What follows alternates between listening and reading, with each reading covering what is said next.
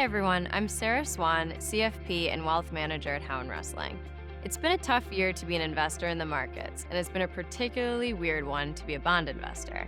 Sure, people are used to seeing the stock market behave erratically, but bonds?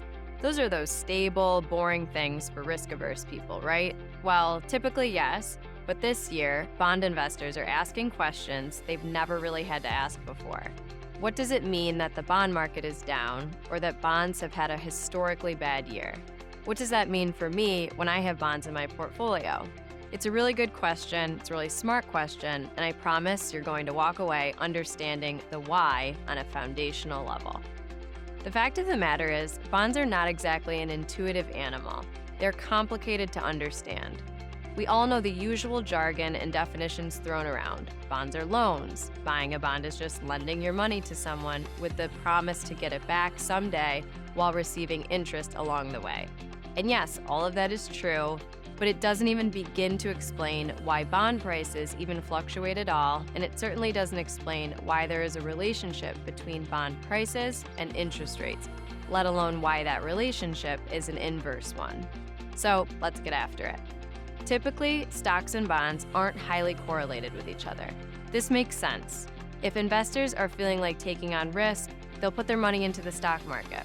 Alternatively, if they're feeling nervous, they'll take their money and run to what feels safer, bonds, the less risky or less volatile asset class.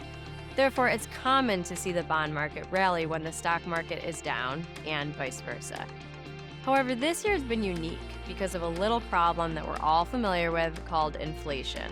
This year, stocks have fallen because investors are worried about the Fed, the Federal Reserve, our central bank, effectively throwing us into a recession. But oddly, bonds have also fallen because of the Fed's decisions to raise rates, to slow the economy, and fix the inflation problem. But why? Well, let's dive in further with an example. Let's say that you own a $1,000 U.S. Treasury bond. This means that you lent $1,000 to the U.S. Treasury, and the Treasury is going to give you back $1,000 in 10 years when the bond matures. And you knew that when you bought the bond. You knew its price, you knew its maturity date, and you knew one other thing too, its coupon rate or interest rate. Let's say the coupon rate is 1%. This means that you'll not only get your $1,000 back in 10 years from the Treasury, but you'll also get 1% of that $1,000 face value or par value in the form of interest every year that you own the bond. Well, to bring our example into real life, let's remember that this year, the Fed has raised interest rates from near zero at the start of the year to 4% now. And oh, by the way, new bonds have been issued all the while. These new bonds being issued look awfully similar to yours. There's a new $1,000 U.S. Treasury bond maturing in 10 years, except, and here's the catch, now that exact bond will pay 3.5% in coupon interest. So let's think about this. If there's a person, we'll call her Jane, who's deciding which bond to buy, is she going to want your $1,000 bond that you own that pays 1% interest, or that other new $1,000 bond that pays 3.5% interest? If Jane has a brain, she's going to want the 3.5% coupon bond. And in fact, the only way we could ever get her to consider buying your bond instead would be to offer it at a pretty good sale price, at a discount. That way, she'll pay less than par value for it, say $900, and when it matures, she'll actually get $1,000 back or $100 more than the sale price she paid for it. Now your bond is a little more appealing to Jane, right? Well, that is exactly why interest rates and bond prices behave inversely. Because all the time there are shiny new bonds coming to market paying higher interest rates, and the only way to make up for that and keep old bonds relevant or appealing is to mark them on sale. All right, so what about you though? What does it mean that the bond you bought for $1,000 is now only worth $900 in our example? We've covered why it now has that $900 price tag, but what does it actually mean for you? It means that if you want to sell it to Jane, you'll lose $100 on it because you paid $1,000 for it. But if you don't want to sell it, nothing really actually happens at all.